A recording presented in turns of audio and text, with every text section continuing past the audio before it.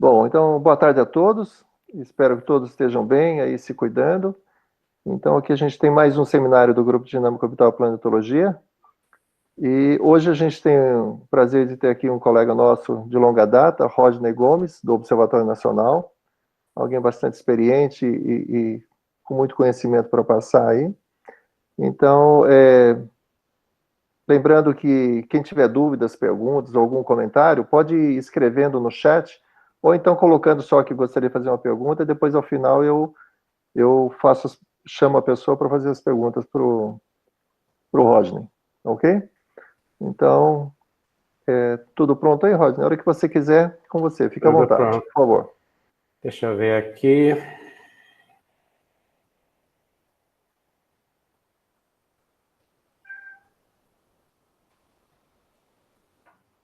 Estão vendo aí, né? Sim, está aparecendo agora, está começando a aparecer. Espera aí, travou. Não, não abriu ainda.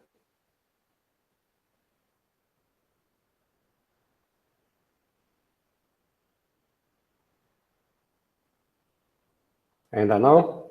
Não, travou a janela, pelo menos para mim aqui. Deixa eu tentar de novo, então. E esse talvez interrompe e volta. Botar Stop Sharing.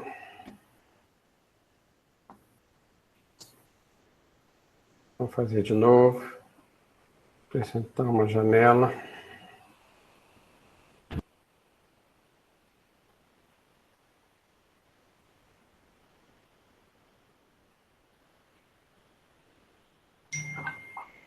Agora sim. Agora foi? Então tá. Foi. Então tá, vamos começar. Eu vou falar sobre o cinturão de Kuiper frio. Tá aparecendo a janela geral sua, não está aparecendo a janela da apresentação. Janela geral. O senhor tem que abrir a sua apresentação aí na sua tela. Estou aqui com ela na minha tela. Não sei porque ela não foi para aí. Eu fiz igualzinho, eu fiz ontem com a Júlia. Treinei ontem direitinho, bonitinho. Treina, jogo é jogo. O senhor escolheu na janela, por acaso, o Google Meet? Se o senhor colocou para apresentar uma janela, tem que colocar a janela da apresentação. Stop sharing. Vamos tentar de novo. Apresentar agora. Aí você coloca uma janela e escolhe a janela que está a apresentação. É isso que eu fiz. Ué. Ver uma janela. Ah, tá, acho que eu já sei. É que ontem eu botei outra janela e aí depois eu coloquei a minha. Isso. Vê se foi agora. Sim, agora tá. Isso, perfeito. Ah, então vamos. Ok, fica à vontade. Então, vamos falar sobre o cinturão de Kuiper frio estendido. O que é isso? Eu vou explicar depois. E a gente vai tentar falar sobre a sua origem. Onde é que vem esse cinturão frio estendido? Acho que eu falei, acho que foi ano passado mesmo, né? Com esse negócio de pandemia, parece que o tempo passa muito. Faz muito tempo, acho que foi ano passado que eu estive aí em Guará e falei um pouco sobre isso. Exatamente. Sim. Aí eu desenvolvi esse trabalho e submeti. E já veio a resposta dos refs, eles pedem minor revisions, então é um trabalho mais ou menos aceito. Vou falar um pouco sobre o histórico do entendimento sobre a origem do cinturão de Kuiper, geral. Então, primeiramente, Kuiper e Edgeworth, lá pelos anos 40, 50, eles imaginaram que haviam objetos de gelo, né, em órbitas de baixa excentricidade, que são órbitas frias, né, além de Netuno. Por quê? Primordialmente teria havido um disco de gás e sólidos, né? E mais internamente ao sistema solar, os sólidos foram se aglutinando, formando os planetas, mas onde havia menos corpos, como na parte externa do sistema solar, esses objetos não conseguiram se aglutinar em corpos maiores, então sobraria restos, né, não aglutinados, objetos menores de gelo, e estariam em órbitas justamente de baixa excentricidade e inclinação, porque não haveria, quer dizer, inicialmente eles estariam nisso por causa do próprio disco de gás, que circularia as ópticas se manteria num plano, né? E depois de dissipada, não, como estariam muito longe, não teria nenhuma perturbação importante de planetas para aumentar a excentricidade e inclinação dos objetos. Então, se imaginava dessa forma, né? Então, em 1992 foi encontrado o primeiro objeto do cinturão de Kuiper, além de Plutão, claro que depois foi considerado como tal. E a partir desse, né? Esse, aliás, é um objeto frio, né? Mas a partir dele começou a se descobrir objetos em órbitas excêntricas inclinadas, diferentemente do que foi conjecturado por Kuiper e Edgeworth. Em 2001, Mark Brown ele apresentou esse trabalho, The Inclination Distribution of the Kuiper Belt. Nesse trabalho, ele verifica a existência de duas subpopulações na região do SCQB, quer dizer, Classical Kuiper Belt, né? Uma seria dinamicamente quente e outra seria dinamicamente fria. Dinamicamente quente seriam objetos com inclinações altas, se não me engano, tinha uma curva com máximo em torno de 15 graus, e a outra, dinamicamente fria, em torno de 2 graus, se não me engano, 2 ou 3. Ele fez isso por estatística, nessa época já tinha observações diferentes para isso, né? Mais tarde começou a se observar também a existência de diferença nas propriedades físicas desses objetos, né? Os objetos da população fria teriam viés mais para o vermelho, enquanto os outros seriam mais para o neutro. E mais tarde ainda observou-se que esses objetos do cinturão clássico frio, em geral, vinham em duplas, né? Pertenciam ao sistema binários, né? Em 2003, eu propus uma solução, né, para por que os objetos do cinturão de Kuiper, pelo menos uma das populações, né, a população quente, por que eles teriam órbitas excêntricas inclinadas? O que teria causado a excitação, né, dessas órbitas? Então, basicamente, eu disse que esses objetos que estariam no cinturão quente, eles foram transportados do disco de planetesimais primordial através de vários mecanismos, né, dinâmicos envolvendo ressonâncias com Netuno, depois eles foram soltos, e no final eles acabaram se estacionando no cinturão de Kuiper, naquela região. Isso teria explicado a população quente. Mas e a população fria? Bom, começou-se também, a partir daí, a se buscar um processo de transporte da população fria. Mas por que se procurou esse processo de transporte? Porque poderia se dizer, bom, então a população fria seria exatamente aquilo que foi conjecturada por Kuiper e Edgeworth, né? Ela sempre esteve lá, foi formada naquelas órbitas e não sofreu nenhum processo importante de perturbação. Então seria exatamente isso, né? Mas havia alguns problemas com a população fria. A primeira é que a massa total dessa população era muito pequena, né? Ou é muito pequena, né? Eu coloquei aí hoje entre 3 vezes 10 a menos 4 a 3 vezes 10 a menos 3 massas da Terra. Esse 3 vezes 10 a menos 4 é de um trabalho de Fraser e colaboradores, já tem algum tempo, e mais recentemente, acho que através das observações do Ossos, o David Nesvorn já estimou que a massa deve ser 10 vezes maior que aquele. Hein?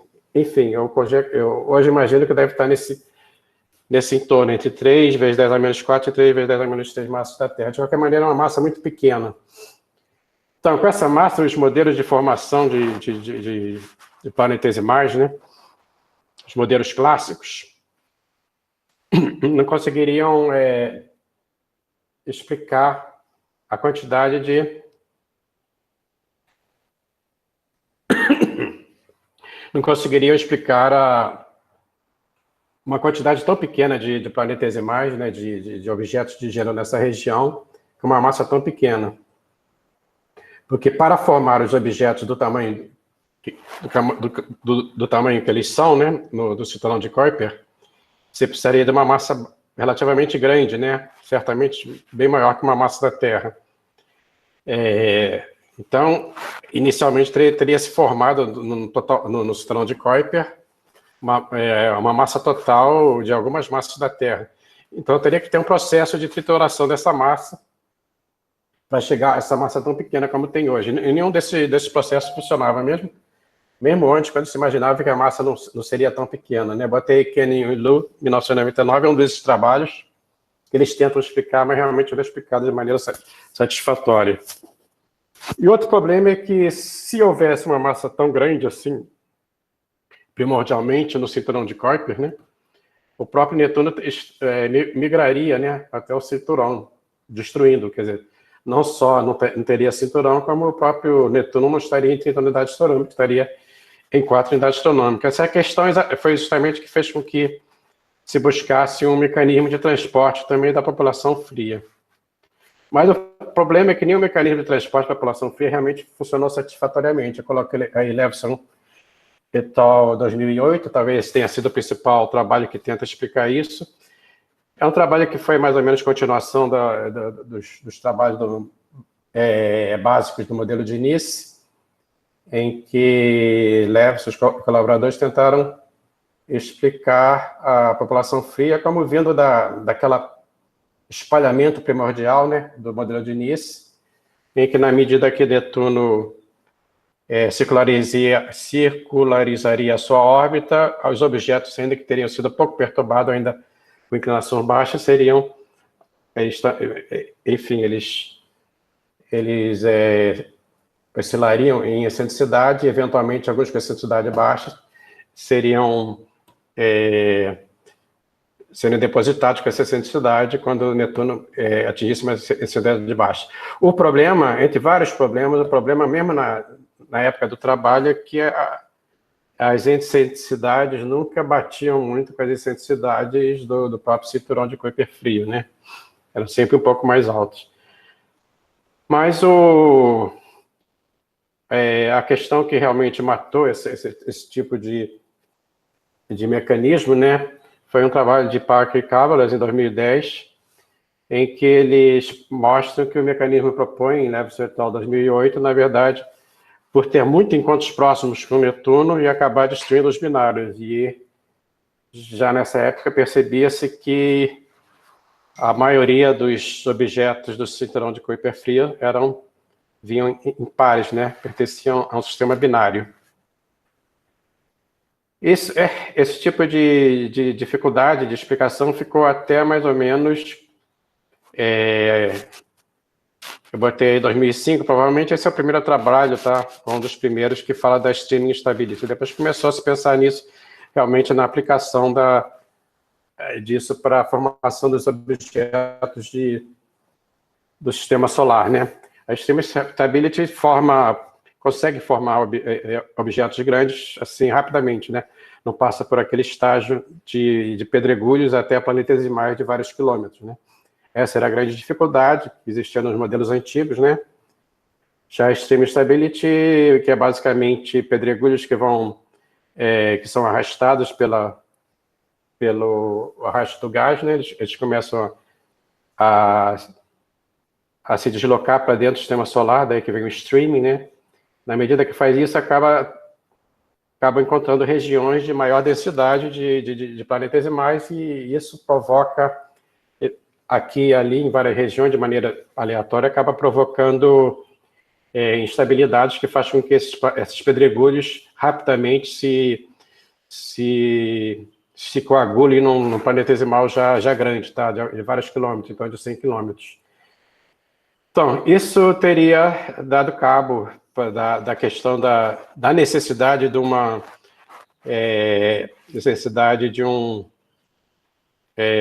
migração, né, de um mecanismo de transporte para a população fria, né? Então, a partir daí, começou-se a principal, se não única, hoje, maneira de ver a formação do cinturão de Kuiper frio, é que ele realmente foi formado localmente, que era a ideia primordial. O único problema que havia, que era formar objetos tão grandes com uma massa tão pequena, teria sido destruído por esse novo mecanismo de formação de planetesimais, que é a Streaming Stability, né? A partir daí, a população fria formada localmente é o que é mais ou menos unânime entre os cientistas. Acho que a população fria também, acontece que a população fria tem outras características, né? Na medida que foi se encontrando várias, percebeu-se, como eu falei antes, que eles possuem cores com viés para o vermelho, cores avermelhadas, e os objetos pertencem a sistemas binários. Isso é importante para a gente, porque eu vou definir agora que é uma população fria estendida, né? Porque, na verdade, os objetos avermelhados, eles não se encontram só nessa região do cinturão de Kuiper. Na verdade, eles estão espalhados por toda a região transneptuniana. Então, eu decidi definir o que eu chamo de uma população fria estendida através de objetos que estão com uma cor com viés para o vermelho. Então, existem muitos objetos avermelhados e também binários que estão fora da região clássica do cinturão de Kuiper frio. CCKB, Cold Classical Kuiper Belt. Então, eu posso definir uma população fria estendida pela cor ou pela binariedade. Não sei se a palavra existe, mas se não existe, estamos aí com essa palavra nova, binariedade, o fato deles virem em sistemas binários. Existe mais observações fotométricas de objetos transneptunianos do que detecção de binários. Então, eu escolho definir essa população fria estendida para objetos cuja magnitude B-R seja maior que 1,58. Por que eu escolhi isso? Bom, eu peguei dados desse site, Jones Archive Website, e e plotei uma distribuição acumulativa das magnitudes B-R, tá?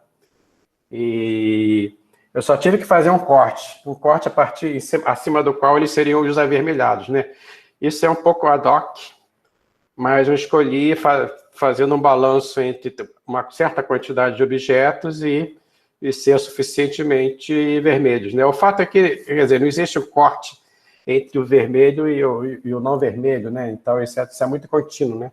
Então, em algum lugar eu tenho que fazer um corte. Então, esse 1,58 também foi um pouco por aí. Esse balanço tem que ter uma quantidade razoável e o balanço entre ter essa quantidade razoável e, ao mesmo tempo, ser suficientemente vermelho, né?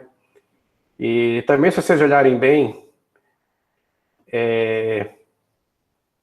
existe uma pequena descontinuidade ali onde está o 1,58, por isso que eu escolhi ali também uma das razões para escolher aquele ponto. Então, todos os objetos que têm, transneptunianos que têm observação fotométrica, que estão lá nesse arquivo, nesse website, acima de 1,58, eu defini como pertencendo à minha população fria estendida. Eu não sei se existe um método de eu apontar o que eu quero aqui, mas eu não acho. Quer dizer, minha setinha não aparece. Se alguém tiver alguma ideia, eu não tenho muita prática nisso. Bom, então, aparecem objetos... Também não sei. Ah, tá. Aparecem objetos em outras órbitas distintas daquelas encontradas na região do cinturão de Kuiper, foi o que eu falei, né? Aparecem objetos na região de objetos espalhados, destacados, principalmente objetos mais perto de Netuno, tá? Não vão muito longe, até pela dificuldade de fazer essas observações fotométricas, né? Existem objetos também ressonantes, e todos esses objetos terão inclinação não tão baixas quanto os pertencentes à região do cinturão de Kuiper. O que é imaginado porque, por exemplo, objetos espalhados destacados, eles certamente devem ter sofrido algum mecanismo de encontro próximo que, em geral, vai fazer com que as suas inclinações subam, né? Então, qual a origem dessa população fria mais geral? Então, aqui eu tenho justamente o gráfico, excentricidade por 100 eixos maior por excentricidade, daqueles objetos que eu defini ali, vendo daquele arquivo, daquele website. E eu peguei todos os objetos cuja magnitude B-R é maior que 1,58 e plotei aí, tá? 100 eixos por excentricidade, sendo que eu diferenciei as excentricidades baixas, menor que 4 graus, com círculos azuis, e as altas com círculos vermelhos. Dá para ver, então, na região do cinturão de Kuiper clássico, aquela parte central, né, que é o cinturão de Kuiper clássico, tá? Eu não consigo apontar, mas vai ali aquela região entre 42 e 46 unidades astronômicas, com excentricidade baixa. Existem os objetos em ressonâncias, tá? Basicamente a 3,2, a 3,5, a 4,7 e a 1,2. E existem os objetos espalhados e destacados. A maioria é destacada porque, em geral, eles sobrevivem por esse tempo. Em geral, eles acabam se colocando em regiões longe cujo periélio, né, está longe da órbita de Netuno, né? É curioso se vocês observarem bem, tem 3 objetos. Assim, eu tenho que mais ou menos mostrar aqui.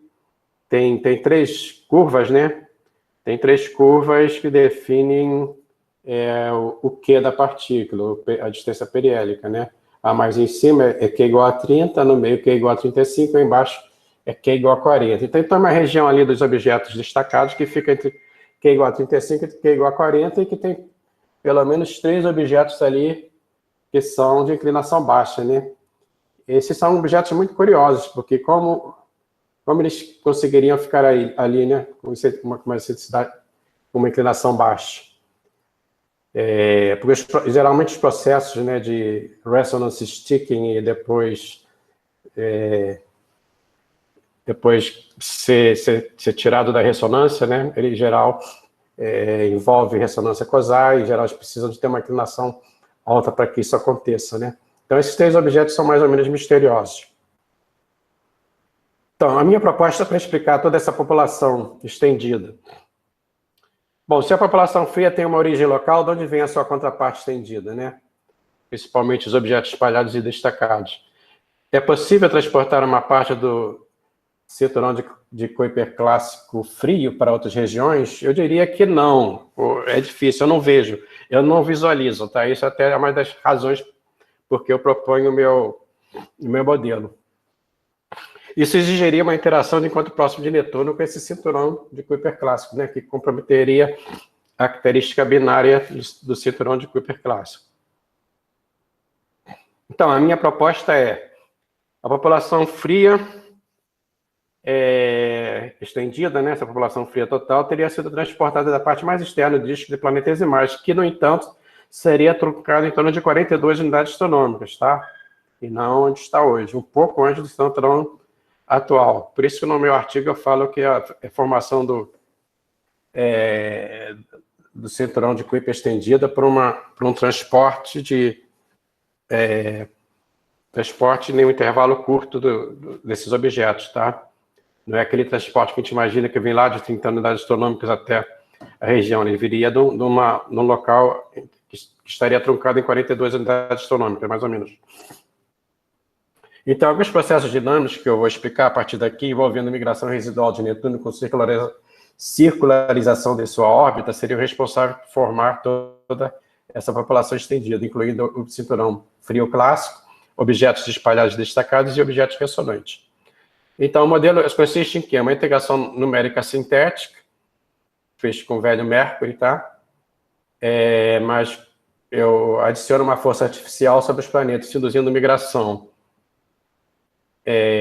Migração e circularização da órbita, tá? Esqueci de colocar aqui. Ele vai induzir migração e circularização da órbita. Principalmente para Netuno e Urano, tá? Para Saturno eu não coloco a circularização, porque ele vai só andar um pouquinho, ele não vai ser muito perturbado. Coloco o Netuno começando em 25 unidades astronômicas, com essa excentricidade 0,3, e faço ele migrar até 30,1, lugar onde ele está circularizando sua órbita, tá? Com o semi-eixo de Netuno em 25, a ressonância de movimento médio 1,2 estará em 39,7 unidades astronômicas. Por essa razão, tá? Eu introduzo um disco de partículas sem massa entre 39,5 e 42,5. Tá? Tem um range aí de 3 unidades astronômicas, esse disco externo. Eu coloco uma excentricidade máxima 0,05 e uma inclinação máxima de 1 grau. O Urano inicia com semi-eixo 17 e excentricidade 0, inicialmente sem encontros próximos com Netuno. Tá? Eu faço várias simulações, tá, com essas condições iniciais, apenas mudo aleatoriamente a longitude média de Netuno. Só mudando isso, eu tenho evoluções bem diferentes, tá? Por quê? Porque, embora eu tenha começado, se vocês perceberem bem, Eu colocando Netuno em 25 unidades astronômicas e uma excentricidade 0,3, isso vai dar um periélio em 17,5, tá? Por isso que eu coloquei o Urano em 17 unidades astronômicas e excentricidade 0. Porque se eu começar Urano com uma excentricidade finita, né, maior que 0, vai ter logo inicialmente encontros próximos, então bagunça todo o meu modelo.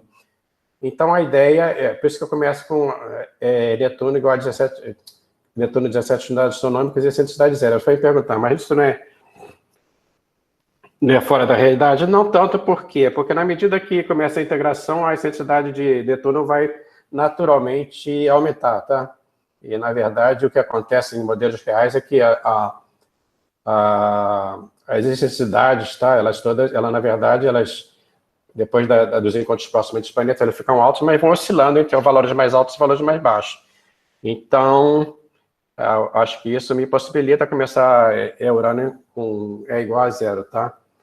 Mas é que eu falei, a partir daí, na medida que eu começo a integrar, e muitas vezes realmente acaba existindo encontros próximos, tá?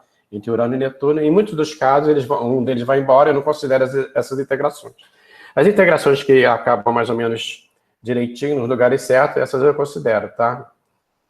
E para cada integração, tá? Depois que Netuno estacionou no lugar certo, e Urano, eu vou ter aquele conjunto de partículas naquele disco entre 39,5 e 42,5, ele vai ter sido transportado para a região do cinturão de Kuiper e mais em outros lugares, ressonância, etc.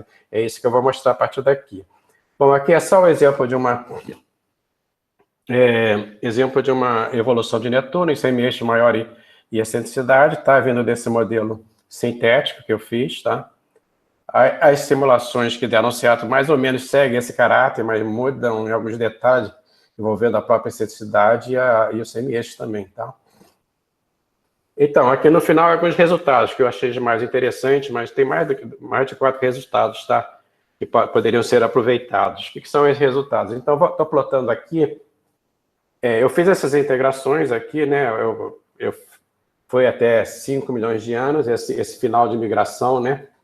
Dos planetas. A partir de 5 milhões de anos, eu faço uma integração sem as forças sintéticas, uma integração apenas de N corpos, tá? Sem nenhuma força externa aplicada, e eu integro por 4,5 bilhões de anos, tá? Para ver exatamente o que sobra, tá? Então, isso é o que sobra daquelas integrações, de 4 delas, né? Vocês veem que na maior parte você tem um núcleo, né? Na região do cinturão de Kuiper frio, tá? Tem alguns objetos nas ressonâncias e alguns objetos na parte dos objetos destacados e espalhados, como é a realidade, né? Eu não me preocupei tanto aqui em fazer a relação, né, de quantos objetos tem em cada população com a realidade, porque acho que existe muito viés, né, nisso, até porque eu acredito que as observações fotométricas são feitas a posteriori, né, das descobertas em função de vários tipos de interesse, né, do observador. Digam-me aí os observadores se eu estiver errado, mas acho que é por aí. Então, o que mostra esses objetos observados com viés para o vermelho é que eles realmente se encontram nessas populações todas, mas a relação de quantidade entre cada um, por enquanto, eu acho que é um pouco difícil de tirar, imagino. A não ser uma campanha de observação que você observa direto os objetos, já faz a fotometria, enfim, e separa esses aí, pode ter uma relação mais ou menos confiável entre a quantidade em cada uma dessas populações.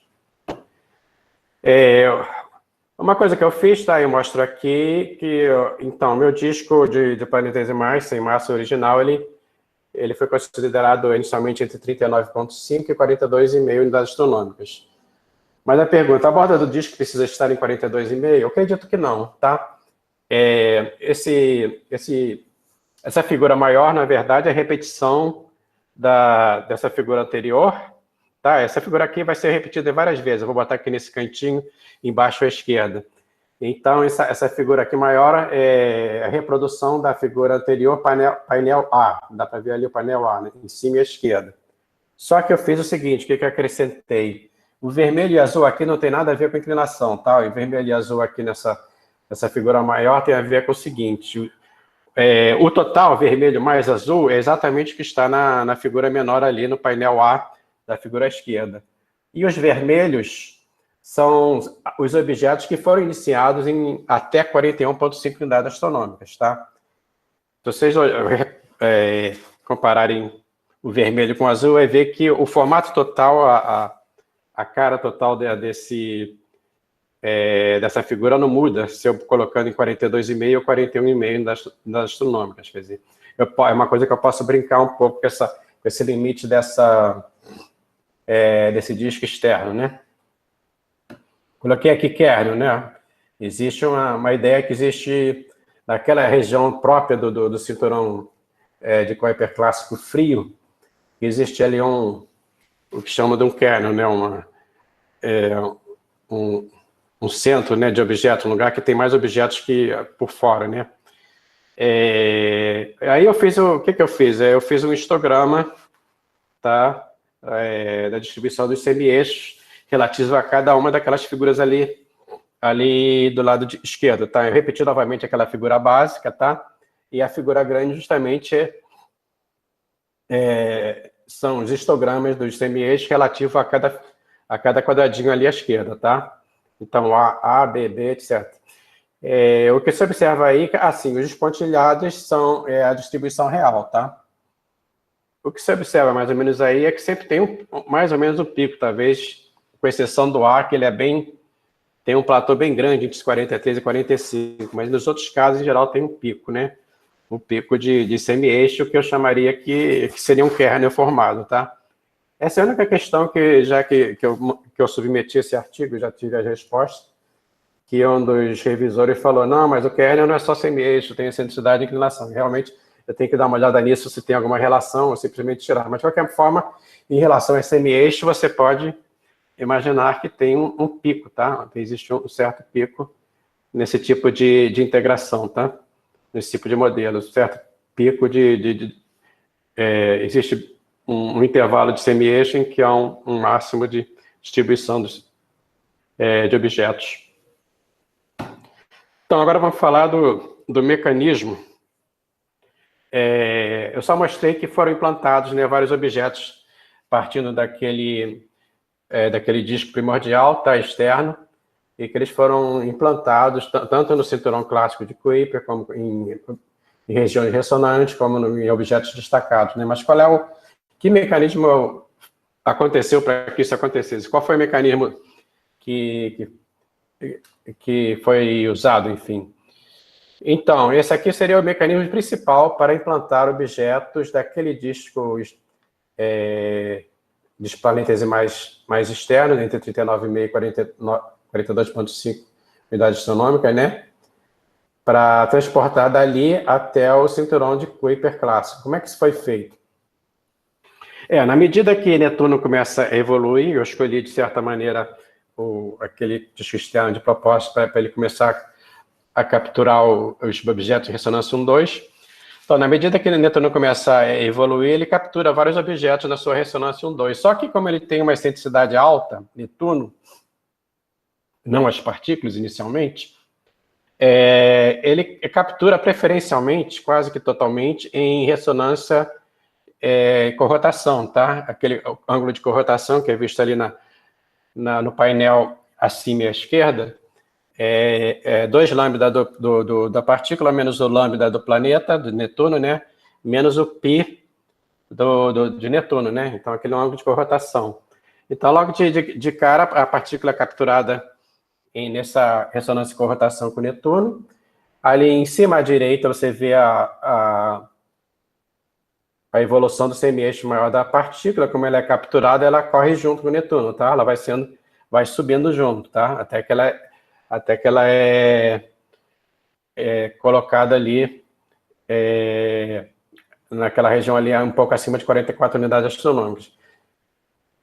Embaixo à esquerda mostra a excentricidade de Netuno, tá? A tendência da excentricidade de Netuno é descer. Na medida que a excentricidade dessa, ela acaba soltando, né, a ressonância de movimento médio, de corrotação, porque ela exige uma excentricidade alta de Netuno, tá? Então, o lugar onde a ressonância é quebrada varia um pouco, tá? Mas, em geral, é em função da diminuição da excentricidade de Netuno, tá? Aqui, no caso, quando ela atingiu 0,12 por aí, a partícula foi largada ali naquela região. E a excentricidade? Bom, a excentricidade, como isso não é uma ressonância em um ângulo de libração, não é 2 lambda da partícula menos lambda de Netuno menos π da partícula, como é corrotação, não existe aquela variação monotônica crescente da excentricidade. Na verdade, ela realmente, eventualmente, cresce até por causa da própria excentricidade de Netuno, certo? Mas a variação é oscilatória, né? Uma variação monotônica. Então, ela sobe, eventualmente pode descer. O que acontece nessa partícula, como em várias outras, tá? É que quando ela chega ali embaixo, justamente a partícula é solta da ressonância e ela acaba ficando naquela região, tá? Eu vou apresentar aqui agora outro mecanismo de implante, tá? A maioria das partículas, ela seguiu esse mecanismo de implante, tá? Mas eu observei que muitas partículas, elas seguiram um mecanismo de implante no que eu chamei de número 2, tá? Como é que é esse mecanismo? Esse é um pouco diferente. Esse mecanismo, realmente ele envolve encontro próximo com Netuno. Tá? Se vocês observarem bem, em cima e à direita, aquilo ali é o semi-eixo maior da partícula. Então, ele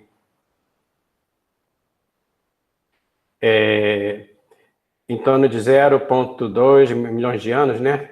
0,2, 0,4, por ali, ele acaba tendo encontro próximo com Netuno e tem uma variação muito brusca do semi-eixo maior, tá? E o que acontece com a excentricidade da partícula? Logo ali embaixo, tá? Ela começa a crescer muito, e até em função, não só em função do semi-eixo de Netuno que está alto, como em função do encontro próximo, tá? Mas, eventualmente, quando a partícula chega ali perto de 45 unidades astronômicas, tá? A excentricidade começa a descer, tá? E acaba sendo implantada no cinturão de Kuiper, tá? Existe uma descontinuidade ali no semi-eixo, acho que ele passou por uma ressonância, tá? Mas acho que isso não tem muito a ver com o mecanismo em si, tá? Por que essa excentricidade desceu e foi depositada no cinturão de Kuiper? Se vocês repararem bem, tem muito a ver com a variação daquele ângulo, o π da partícula menos π de Netuno, tá? Que está em cima e à esquerda, tá? Durante uma boa parte em que essa excentricidade diminuiu, esse ângulo πp menos πn está entre 0 e 180, e isso faz com que a excentricidade desça. Por quê? Ali tem uma pequena explicação ali à esquerda, analítica, tá? Eu coloco o E-ponto, equação de Lagrange simples, na sua mais baixa ordem, tá?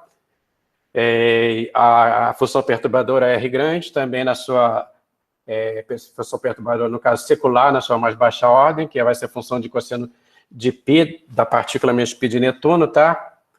Isso vai fazer com que a ponto nessa mais baixa ordem vai ser igual a menos uma constante positiva, que é mostrada ali embaixo, constante entre aspas, porque ela vai depender da excentricidade de Netuno, vezes o seno de π menos πn. Ora, quando o π menos πn está entre 0 e 180, a ponto vai ser negativo. Isso é que faz com que justamente a excentricidade desça, tá? Isso aqui só mostra a continuação da mesma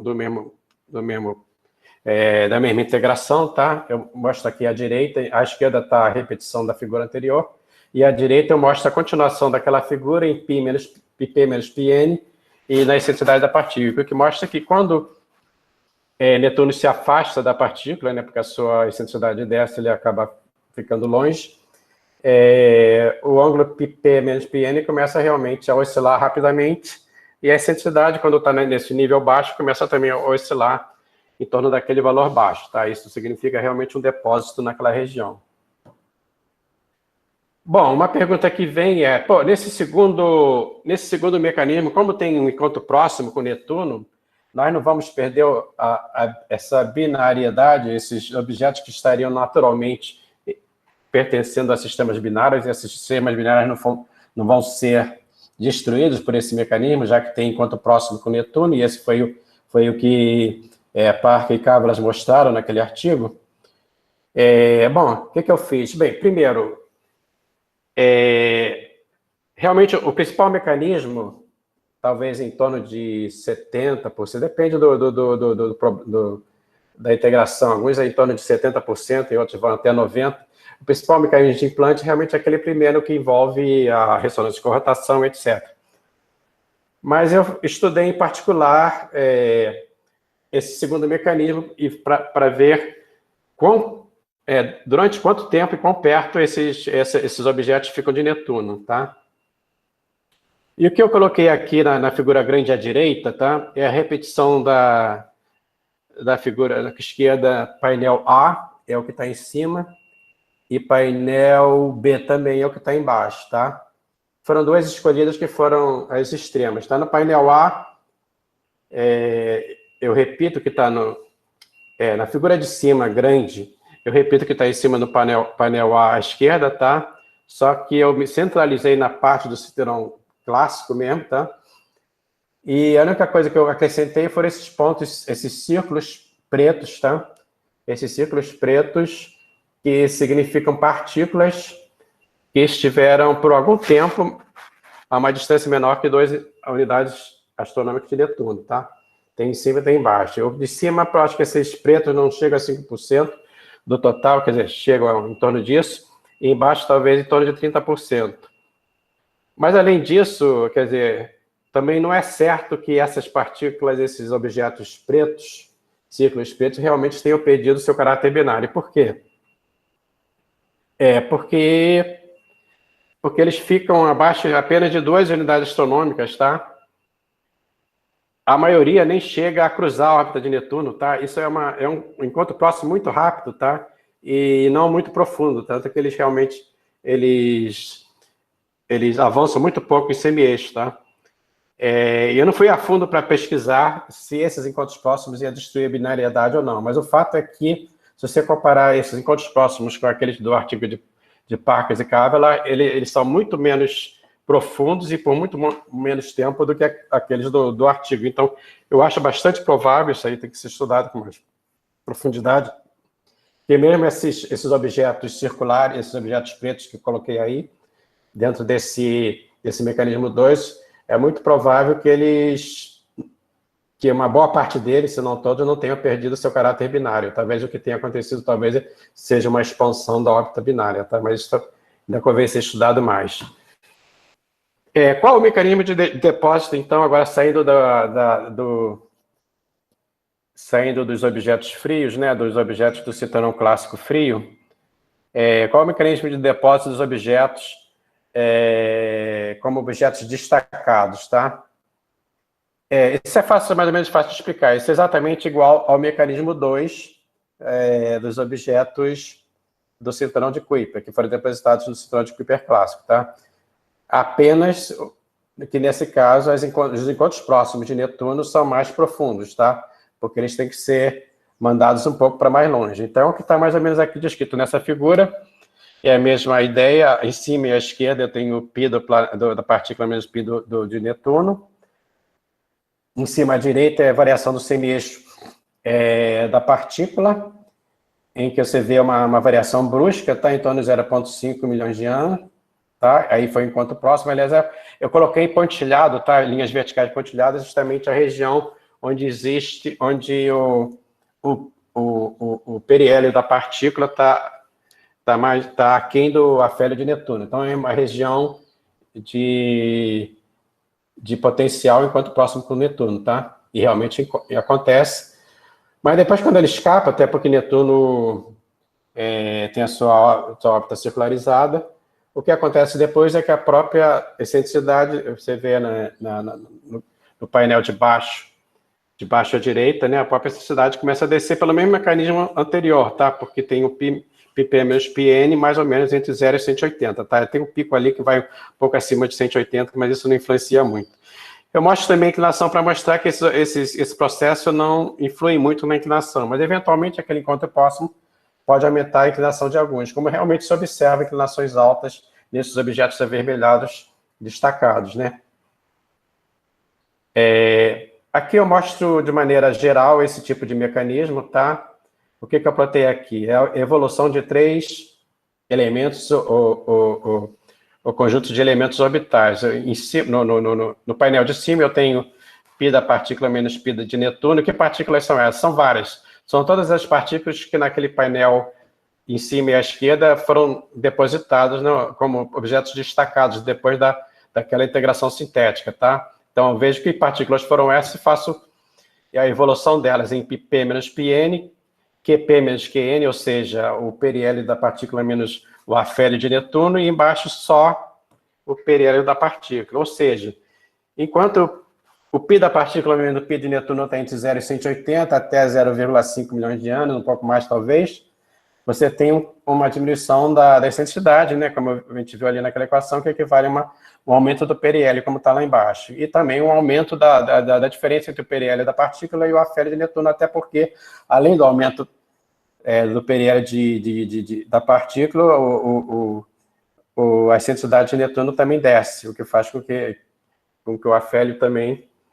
desça, e essa diferença é maior. Então, essa é mais ou menos uma explicação genérica das partículas que são depositadas como partículas destacadas naquela região.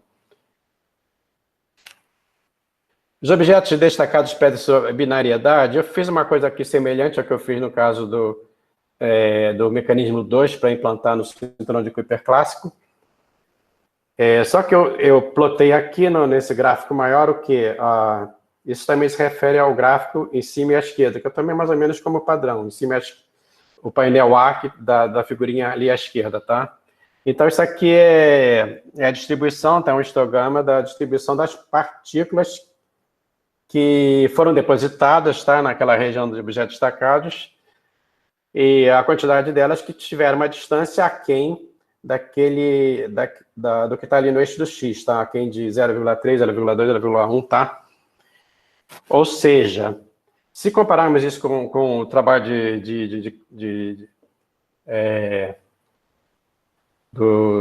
do Cavalas, eu esqueci agora, o Parco e Cavalas, né? Dá para comparar e ver que, mesmo nesse caso, não é tão crítico quanto o que está lá. Mas, na verdade, no caso dos objetos destacados, a gente não precisa tanto se preocupar com a binariedade, até porque existem muitas poucas observações de binários nessa região. E qualquer que seja o mecanismo que tenha transportado esses objetos, é muito provável que eles percam, na sua maior parte, a binariedade, né? Porque, enfim, eles vão sofrer um encontro próximo, tá? O fato deles estarem em região de objetos destacados e espalhados significa que muito provavelmente estiverem em encontro próximo com Netuno. Então, não é uma coisa que dá para se preocupar muito, mas, de qualquer maneira, esses objetos, em especial, eles não têm encontros próximos tão profundos ainda, embora mais profundos que o caso anterior, mas não têm tão profundos quanto no caso em que Parkes e Cavalas compararam em relação ao artigo de Levinson et al. 2008. Só vou dar agora o mecanismo de implante do objeto que vem da borda daquele disco na ressonância 1,2 com Netuno. Esse seria o mais simples e até bastante intuitivo, né? Eu coloquei a evolução de uma partícula em cima e à esquerda o ângulo de libração, né, da ressonância 2,1 com Netuno, e embaixo à esquerda o mesmo ângulo, mas no caso de corrotação, tá? Em cima à direita é o semi-eixo maior da partícula e embaixo à direita é a excentricidade da partícula. Então, o que acontece? Se repararem bem, no começo da integração, da evolução, existe uma captura em corrotação. Pode ver ali no gráfico embaixo à esquerda, tá? Ele vai librando durante algum tempo. A partir de um certo ponto, que está ali entre em torno de 1 milhão de anos, tá? Um pouquinho mais, um pouquinho menos. Tem uma região ali meio de bagunça. Mas a partir de uma certa região, a ressonância passa para a libração. Vê ali no gráfico de cima, tá? De cima à esquerda. E durante todo esse tempo, a partícula está mais ou menos capturada na ressonância 1,2. E o fato de estar capturada faz com que exista essa variação monotônica do semeixo maior, tá? Ele vai até a região, até o final da evolução, ela continua na ressonância 1,2. Então, ela é capturada desde o começo e continua na ressonância 1,2. Ela apenas transfere de corrotação para libração em algum ponto, né? Eu acho que esse é o truque de quando é que a partícula é depositada no cinturão clássico e quando é que ela continua como partícula capturada, né? Não 2. Isso tem muito a ver com o fato da ressonância ser quebrada de vez ou dela passar de corrotação para libração. Isso pode ser um caso teórico a estudar, não tive interesse nisso, não. Mas a relação de quantidade entre uma população e outra tem a ver com como esse mecanismo se processa, né? As outras ressonâncias eu não vou colocar aqui, mas elas não são muito complicadas de entender. A 3,5 e a 4,7, basicamente, elas seguem o processo principal das partículas que foram depositadas no cinturão clássico, tá? Só que elas, eventualmente, elas são largadas pelo 1,2, talvez um pouco antes, e depois vem as outras ressonâncias, a 3,5 ou a 4,7 é capturada, vem de trás e captura elas, tá? A 2,3, então, é muito mais complicada, tá? Esse tipo de processo é meio complicado para explicar a captura da 2,3, tá? A captura na 2,3, mas é muito provável, porque a captura na 2,3 vai depender muito do tipo de evolução que Netuno teve antes desse final de evolução, tá? Porque, digamos assim, que os objetos vermelhos não necessariamente vêm apenas desse disco exterior que eu coloquei, tá? Porque não existe um corte, né? Existe esse trabalho mais recente do Davi Nesvorn, que ele trabalhou com o dado de ossos, né? E que ele estima a massa do cinturão de Kuiper 10 vezes maior do que foi estimada por Fraser e tal antes, né?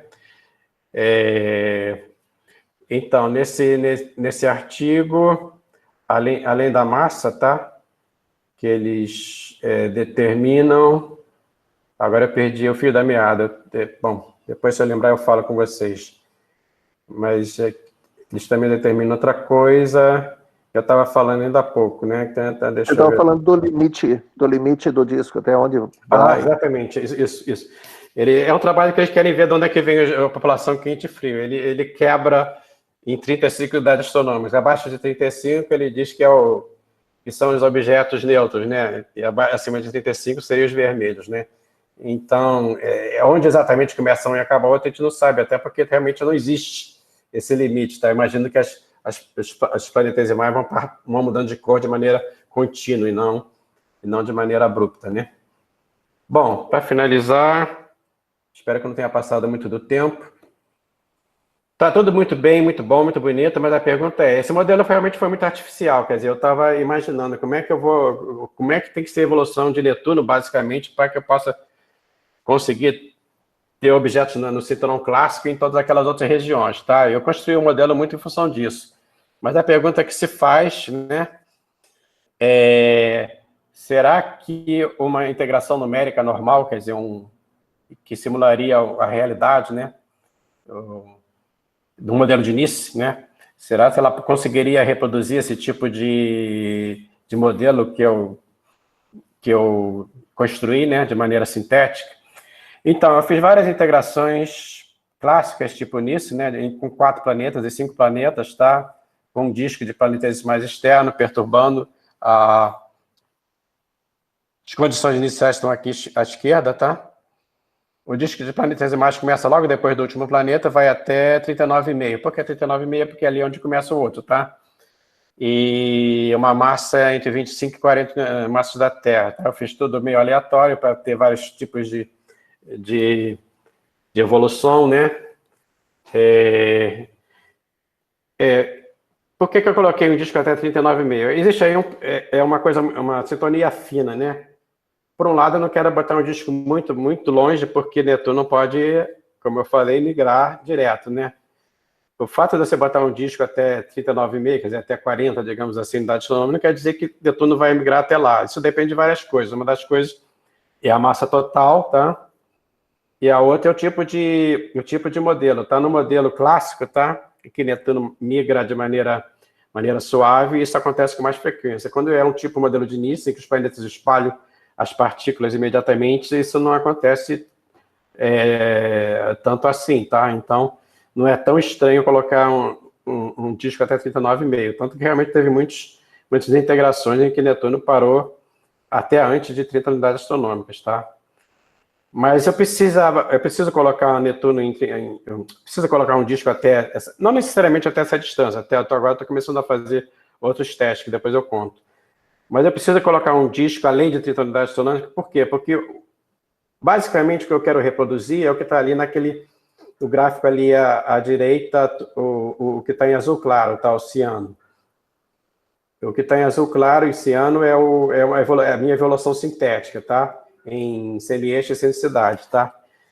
O que basicamente reproduz o que eu quero reproduzir é essa variação concomitante do semi-eixo de Netuno, tá?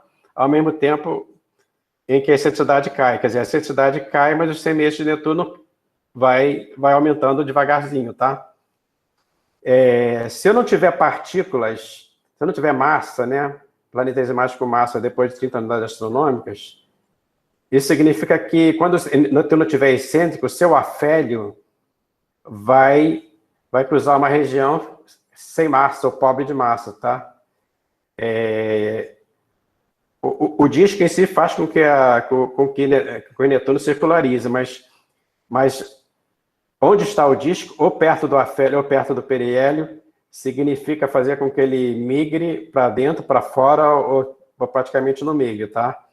Colocar um disco na região do afélio de Netuno faz com que ele migre para fora. Por quê? Porque justamente o afélio vai cruzar uma região que tem planetesimais, e esses planetesimais vão acelerar a velocidade de Netuno no afélio, que vai fazer com que circularize aumentando o semi-eixo, tá? Isso é primordial. Então, eu tive que fazer um equilíbrio aí entre colocar o disco além, tá? E não botar muita massa para que Netuno não migre demais. O que eu obtive no final? Eu obtive uma coisa boa e uma coisa ruim, tá? Ali em roxo, tá? Em roxo eu tive resultados de integrações numéricas reais. Em verde, é a mesma integração roxa, só que eu fiz essa sujeira, tá? Eu desloquei a integração para a direita artificialmente, tá? Por quê? Para mais ou menos comparar a evolução sem excentricidade, semi-eixo excentricidade com a questão sintética. Então, esse tipo de evolução, quer dizer, em que a excentricidade desce e o semi-eixo sobe, ela é reproduzida nessas integrações. O que não é reproduzido é onde isso se processa, tá? Em geral, isso se processa sempre muito antes, ou alguma coisa antes, tá? Do que é processado no meu modelo, tá? Mas o que eu obtive também, o que é visto aí, isso se mostrou como sendo uma coisa mais ou menos sistemática, que com 5 planetas eu consigo deslocar mais essa circularização de Netuno, eu consigo deslocar mais para perto de 30 unidades astronômicas, tá? Isso me fez pensar que se eu tiver 6 planetas, isso vai acontecer com mais frequência. Por que isso? Porque, na verdade, quer dizer,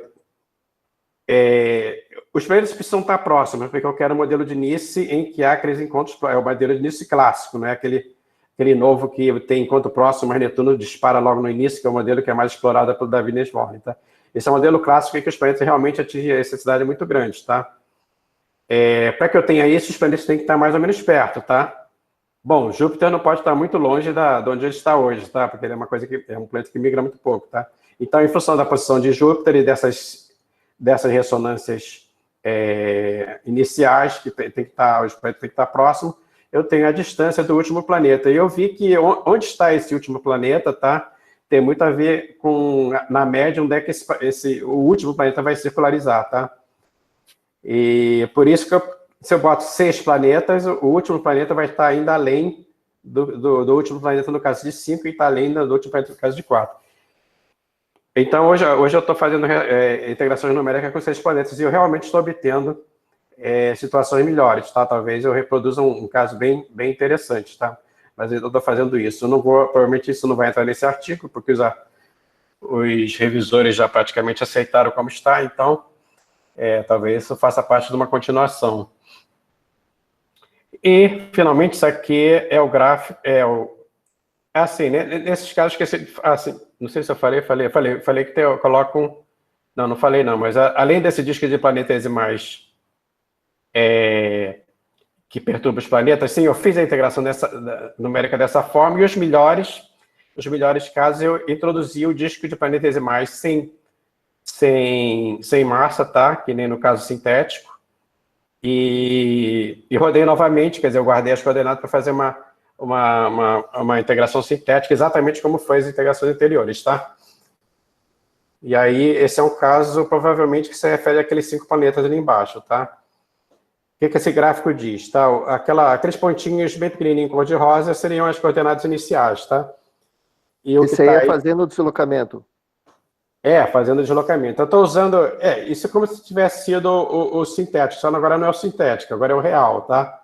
Então, eu peguei um exemplo do real, tá? E refiz colocando o disco externo sem massa, tá?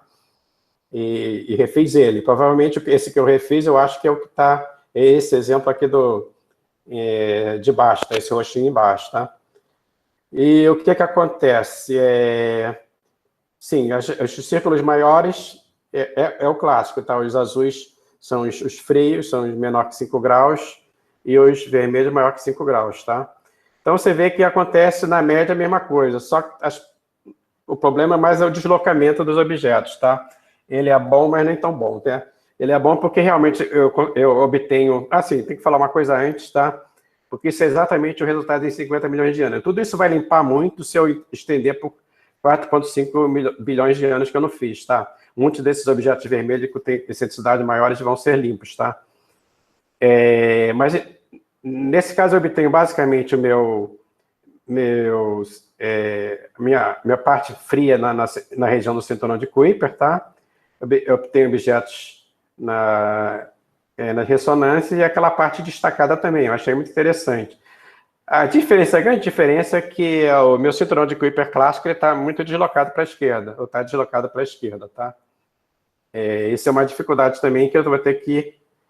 porque isso não é um caso específico, isso aí é um resultado sistemático, tá? Em geral, isso tem a ver com o fato de que depois que Netuno cai, não só onde ele cai, mas de que depois que ele cai, e a excentricidade ele não migra muito, tá? Ele não pode migrar muito, tá? Senão o cinturão de Kuiper clássico vai ficar muito deslocado em relação à ressonância 1,2, por exemplo, tá?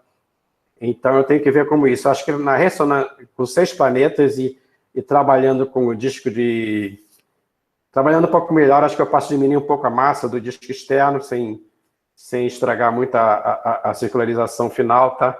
Eu acho que com isso eu posso conseguir alguma coisa melhor. Mas acho que na média, no entendimento da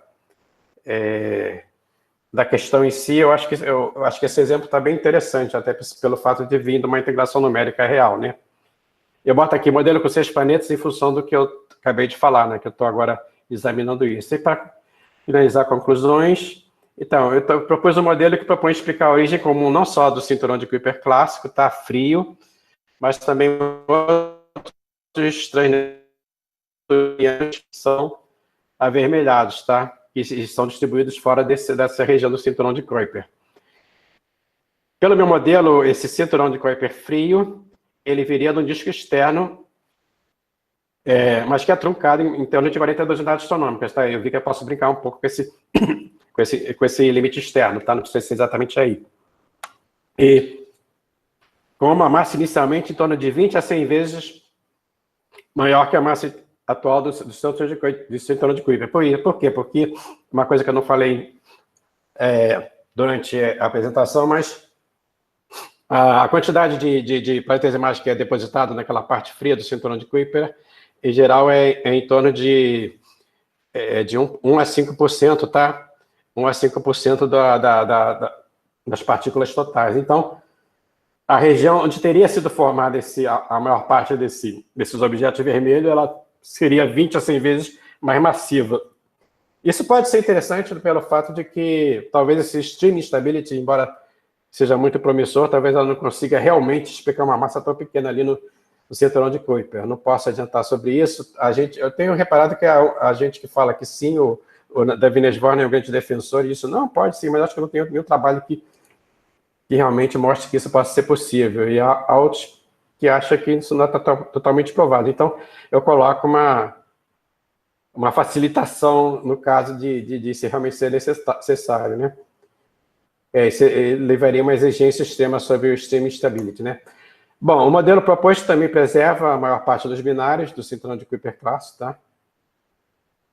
E o que eu falo, quer dizer, eu acho que hoje realmente a grande ideia disso é realmente dar uma explicação geral para todos os objetos que têm um viés para o vermelho, né? E hoje eu não visualizo um mecanismo em que o modelo de migração com Netuno circularizado possa criar população fria estendida em objetos destacados, tá? Eu não digo que não há, mas eu não visualizo, tá?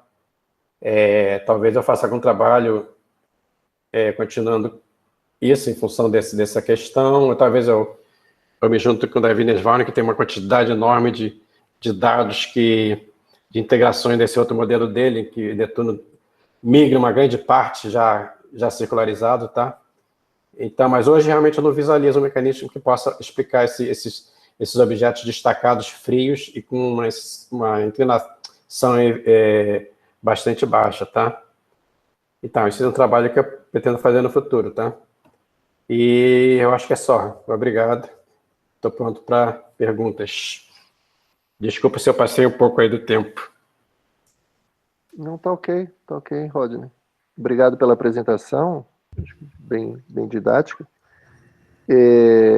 Bom, alguém gostaria de fazer alguma pergunta? Eu vou fazer uma colocação logo no início, então, não tem ninguém mandou aqui ainda.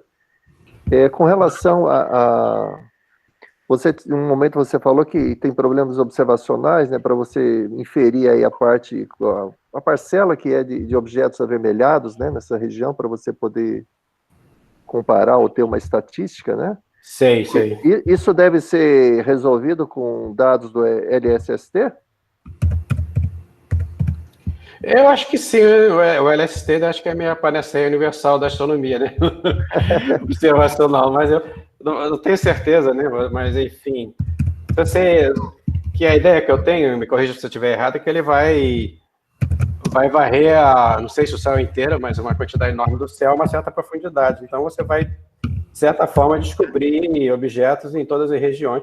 Agora, essa parte fotométrica eu não sei dizer, deve ter observatórios aí que deve falar. Quer dizer, ao mesmo tempo que observa onde está, vai dizer qual é a cor dele, isso eu não sei dizer, não. Se for, eu acho que resolve, né? Ok, eu acho que sim, deve ter, esse tipo de informação pelo menos deve ter. Então eu acho que pode resolver isso, realmente. Deve, aí vai dar um subsídio para fechar isso. Legal. O Davi Nesvorn, olá Davi, tudo bem? Oi, tudo bem? Gostaria de fazer uma pergunta, por favor, Davi, fique à vontade. Sim. Oi, Rodney, tudo bem? Oi, até propus aí um artigo, um trabalho com você, sem saber o que você estava ouvindo, mas já que você está, tá ótimo. Bem, eu acho que esse modelo é muito interessante, Rodney, gostei.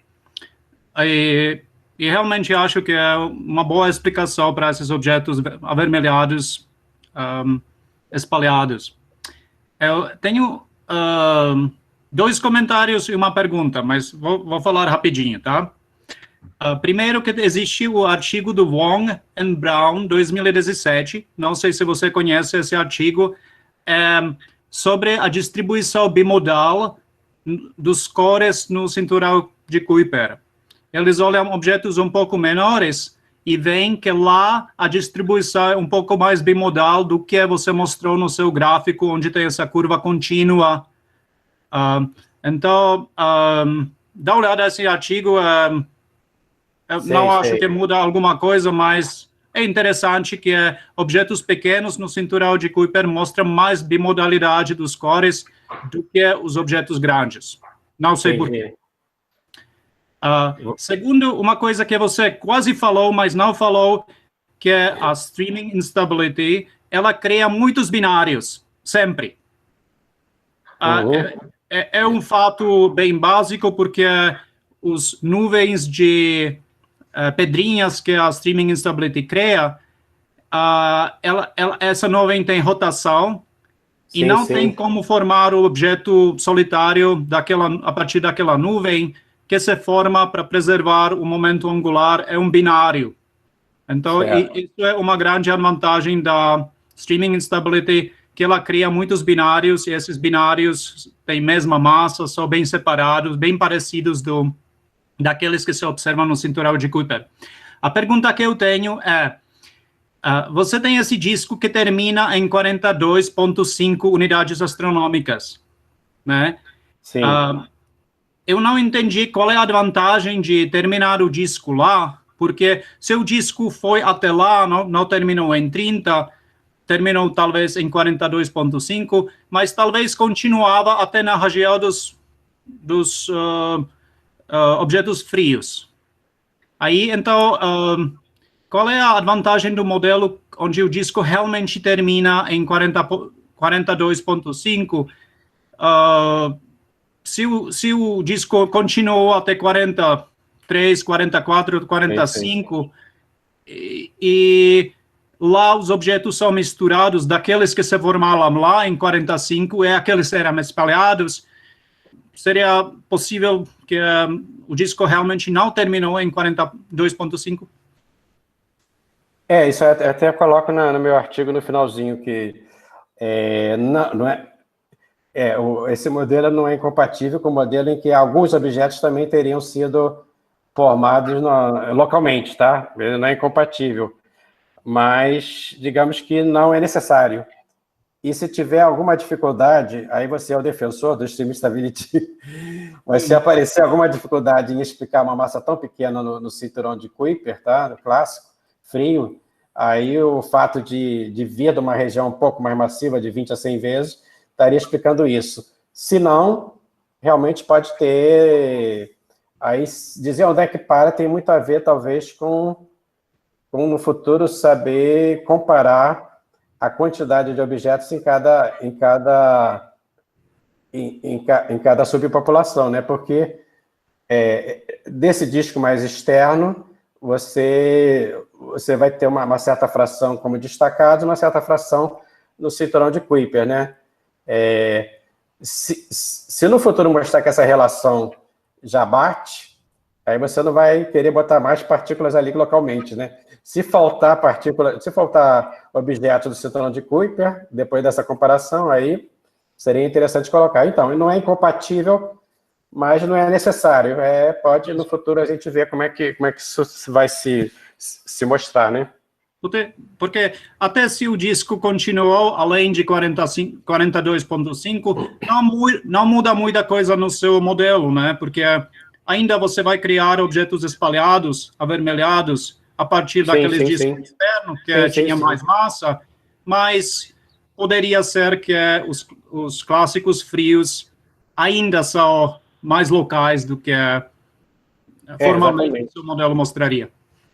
Pode ser. Eu acho que realmente o que vai responder isso é, no futuro, ter justamente essa relação entre a quantidade de objetos tipo destacado e a quantidade ali no cinturão clássico, né? Porque esse tipo de modelo, se bem que dependendo do submodelo, né, de como o Netuno exatamente migra, né, até essa razão é diferente, então não vai ser uma coisa tão simples, né? Mas, enfim, se tiver um modelo que é bem seguro, que coloque uma certa fração no cinturão de Kuiper clássico, uma certa fração dos objetos destacados, se essa fração for bem conhecida, tem que ser isso, do ponto de vista teórico, segundo o meu modelo, se essa fração bater em relação ao observado, você não precisa do local. Se não bater, aí você vai precisar do local. É um pouco por aí, né? Mas certamente pode ter realmente formação de objetos clássicos, tá? Seria difícil de diferenciar, porque, de qualquer maneira, no caso, todos eles estão bastante longínquos, né? Então, não deve ter mais ou menos a mesma cor, não sei. Porque tem a ideia de que alguns têm uma cor muito, muito vermelha, né? Tipo RR, não é isso? Isso. Mas o que eu achei curioso é que aqueles três que eu falei no início, deixa eu ver aqui um instante, eu vou sair da apresentação. Ops. Deixa eu ver aqui no artigo.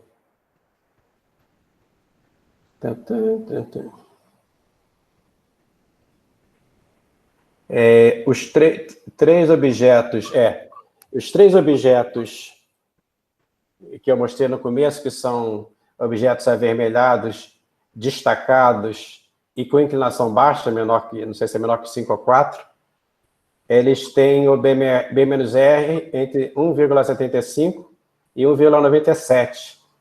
Eles não são bem vermelhos, esses? Não sei, essa parte aí eu não estou muito a par, mas entre 1,75 e 1,97, pelo menos de 1,97 não é bem vermelho? Pode ser, não sei, Rodney, eu não estou muito acostumado sei. com esses índices. Eu Sei. mais conheço o G-I, Spectral Slope. Tá, de qualquer maneira, dentro desse gráfico, 1,97 estaria entre os mais lá no extremo, né?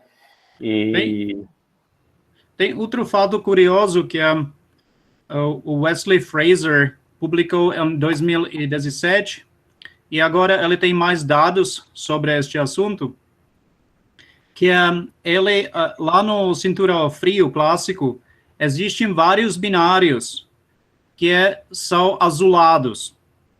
Sei. Que é contrário do maioria. Então, mas é binário mesmo? Eu acho que no seu modelo, esses binários se criariam não em 40 ou 42, eles se criariam um pouco por dentro, talvez 30 até 35, é difícil dizer exatamente, mas poderia ser os binários que se formaram por volta de 30 a 35 unidades astronômicas e eram espalhados, minoria, poucos, não precisa muitos objetos, mas poucos acabaram ser transportados pelo seu mecanismo que você demonstrou até o cinturão frio. Eu acho que o meu mecanismo não vai transportar lá de distâncias tão pequenas, não. Eu acho que ele é incompatível com isso, mas ele pode ter sido transportado por algum outro processo.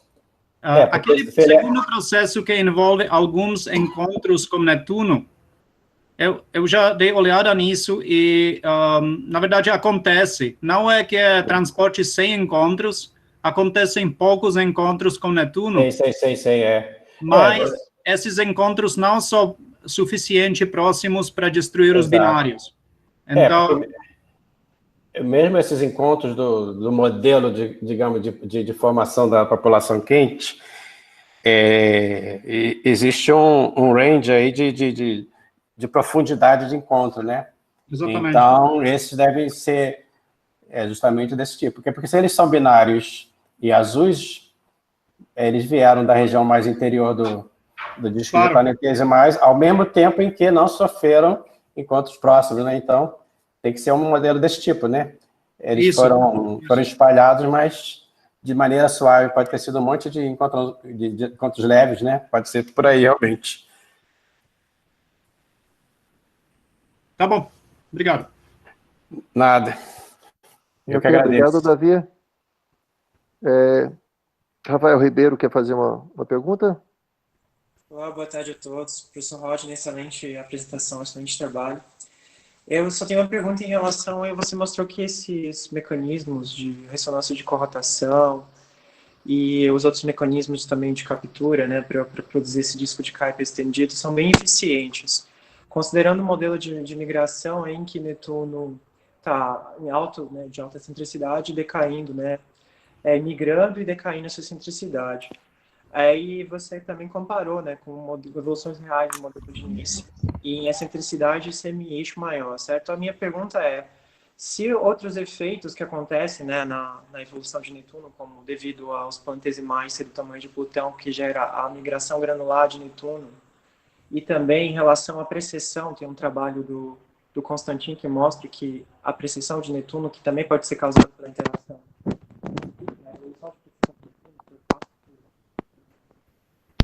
Rafael, o som seu não tá chegando. E agora, chegou? Vocês Agora sim. Tá. Repita o final, por favor. Pensei que era eu aqui, mas é você. Tá bom. Desculpe. Então, eu repetindo, então, que também tem a questão da precessão, né, de Netuno, do periélio de Netuno, que o disco de planetesimar, se ele for macio o suficiente, ele altera, né, esse ciclo de precessão.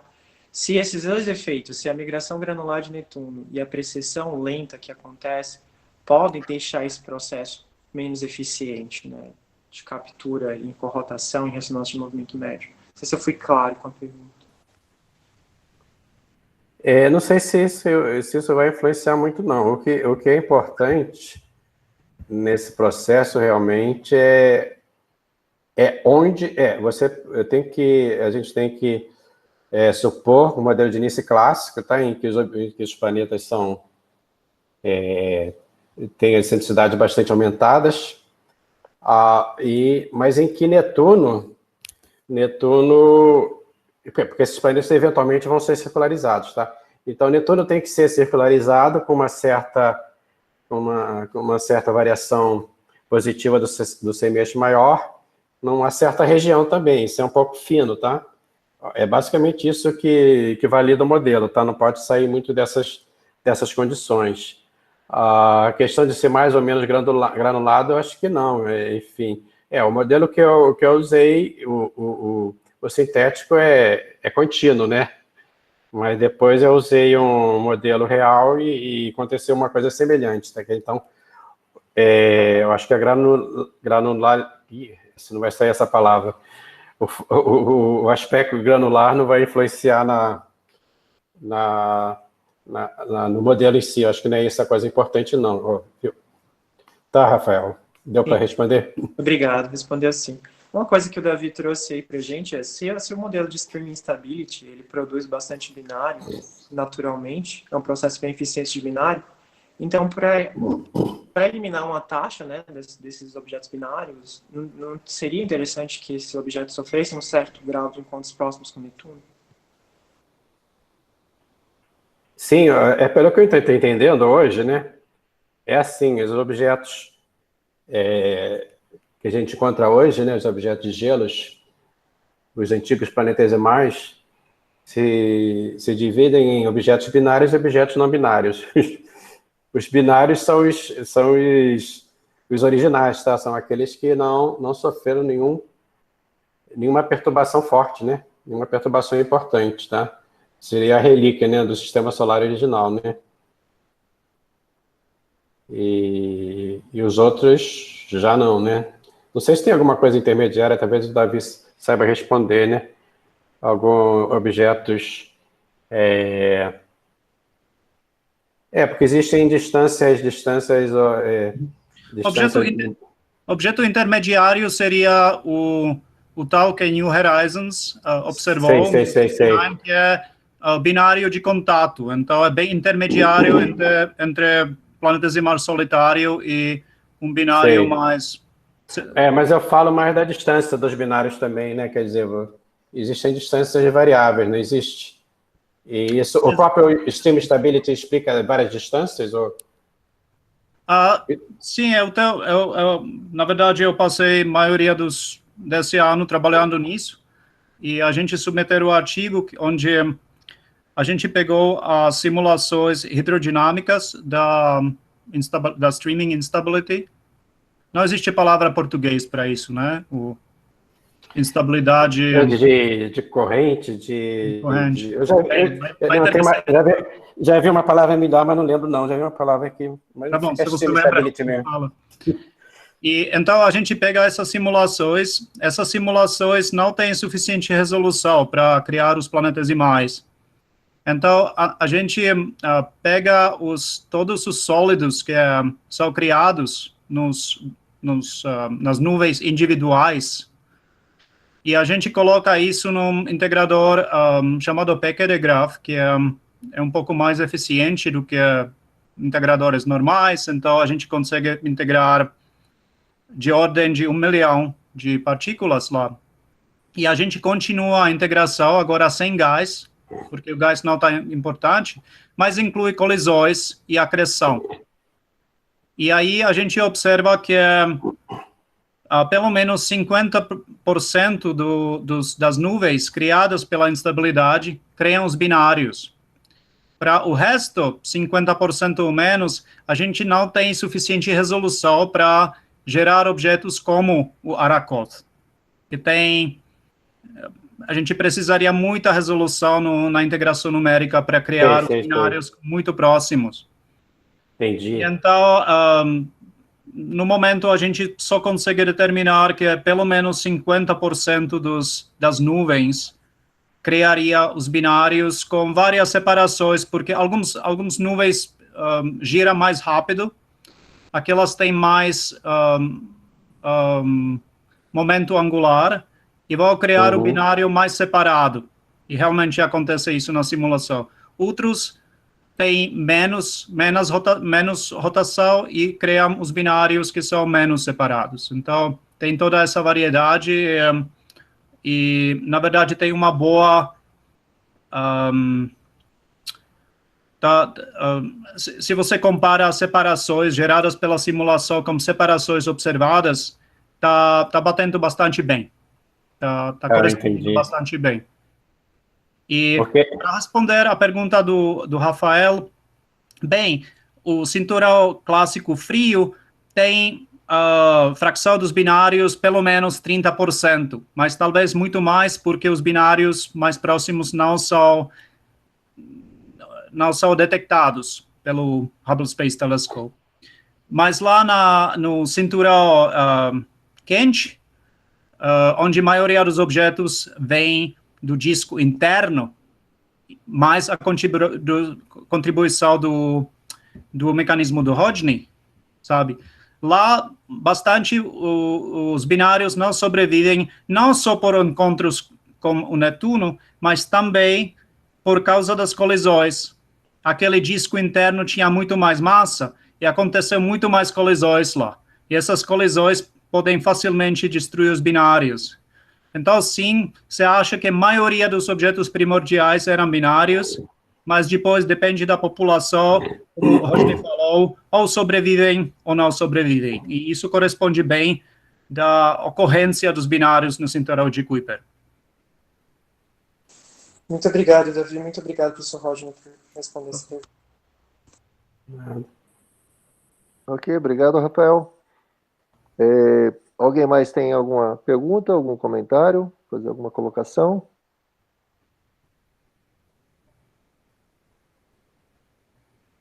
Bom, acho que a gente pode encerrar aqui, então. Obrigado, Rodney, excelente apresentação. Eu que agradeço. Muito bom, muito bom.